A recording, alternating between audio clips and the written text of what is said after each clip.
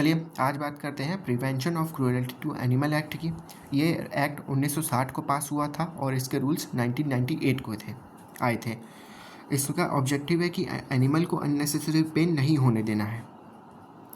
इसके अंदर कुछ डेफिनेशन जैसे एनिमल मतलब लिविंग क्रीचर, बोर्ड मतलब एनिमल वेलफेयर बोर्ड जो कि सेक्शन 4 ऑफ द एक्ट के तहत इस्टेब्लिश हुआ है। ब्रीडर मतलब एक ऐसा पर्सन या फिर एक ऐसा इंस्टीट्यूट जो कि एनिमल को ब्रीड करता है, उसके बाद उसको एक ऑथराइज इंस्टीट्यूट को ट्रांसफ़र कर देता है एक्सपेरिमेंट के परफॉर्म करने के लिए।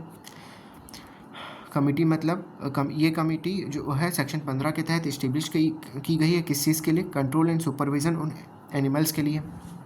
अब अगर आप क्रुएल्टी टू एनिमल्स मतलब अगर कोई भी आदमी बोलता है कि किसी ने एनिमल के साथ क्रुएल्टी की है, मतलब क्या? तो पहला कि एनिमल को अननेसेसरी पेन हो रहा है तो वो क्रुएल्टी के अंदर आएगा। कोई भी अनफिट एनिमल या अनफिट एनिमल लेबर या वर्क के लिए यूज़ हो रहा है तो वो क्रुएल्टी के अंदर आएगा। कोई भी नोइंगली या अननोइंगली एक ऐसा ड्रग या सब्सटेंस एडमिनिस्टर कर दिया जा रहा है एनिमल को जिससे वो सफ़र कर रहा है, उसको पेन हो रहा है, तो वो क्रुएल्टी के अंदर आएगा। देखिए हर एनिमल का ना अपना अपना एक सूटेबल केज होता है।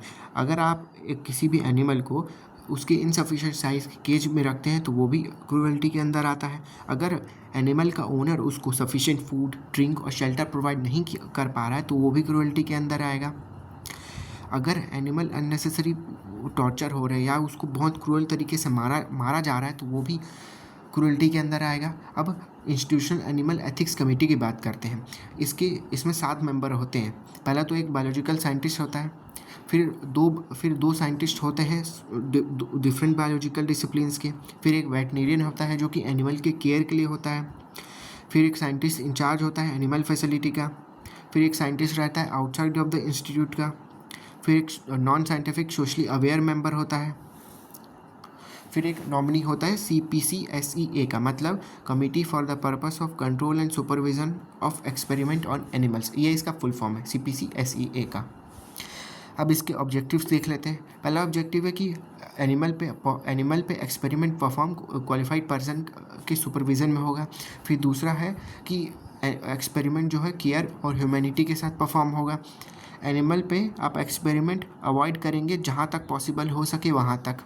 फिर बोला गया है कि आप लार्ज जो एनिमल है उस पर एक्सपेरिमेंट नहीं करेंगे। अगर वही रिज़ल्ट आपका लैब एनिमल में परफॉर्म करके मिल रहा है तो आप लार्ज एनिमल पे एक्सपेरिमेंट परफॉर्म नहीं करेंगे। फिर बोला गया है कि सिर्फ मैनुअल स्किल्स एक्वायर करने के लिए किसी भी एनिमल पे आप एक्सपेरिमेंट परफॉर्म नहीं करेंगे। एक्सपेरिमेंट होने के बाद आप होने के पहले और बाद एनिमल की अच्छे से देख रेख करेंगे। फिर बोला कि एक सूटेबल रिकॉर्ड आपको मेंटेन करना है कि एक्सपेरिमेंट का ऑन एनिमल्स। तो ये सब उसके ऑब्जेक्टिव्स हैं। अब इसके ऑफेंसेस देख लेते हैं। पहला तो ट्रीटिंग एनिमल क्रूएल्टी, पहली बार हो रहा है तो 50 रुपये तक का फ़ाइन, दूसरी बार हो रहा है तो 100 रुपये तक का फ़ाइन। फिर बोला है कि contravention of any order made by और committing breach of any condition by committee, तो उसमें बोला है तो 200 रुपये तक का फ़ाइन। फिर बोला है प्रैक्टिसिंग फूखा और डूम डेव में 1000 रुपये का फ़ाइन या फिर 2 साल की सज़ा या फिर दोनों। ठीक, तो बने रहिए हमारे साथ, लाइक करिए, शेयर करिए, सब्सक्राइब करिए।